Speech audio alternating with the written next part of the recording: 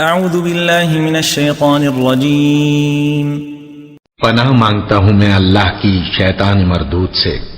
وَإِذَا جَاءُوكُمْ قَالُوا آمَنَّا وَقَدْ دَخَلُوا بِالْكُفْرِ وَهُمْ قَدْ خَرَجُوا بِهِ وَاللَّهُ أَعْلَمُ بِمَا كَانُوا يَكْتُمُونَ۔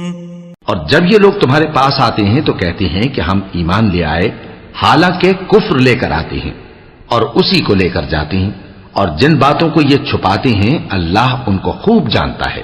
وَتَرَى كَثِيرًا مِّنْهُمْ يُسَارِعُونَ فِي الْإِثْمِ وَالْعُدْوَانِ وَأَكْلِهِمُ السُّحْتَ لَبِئْسَ مَا كَانُوا يَعْمَلُونَ۔ اور تم دیکھو گے کہ ان میں اکثر گناہ اور زیادتی اور حرام کھانے میں جلدی کر رہے ہیں، بے شک یہ جو کچھ کرتے ہیں برا کرتے ہیں۔ لولا ينهاهم الربانيون والأحبار عن قولهم الإثم وأكلهم السحت لبئس ما كانوا يصنعون۔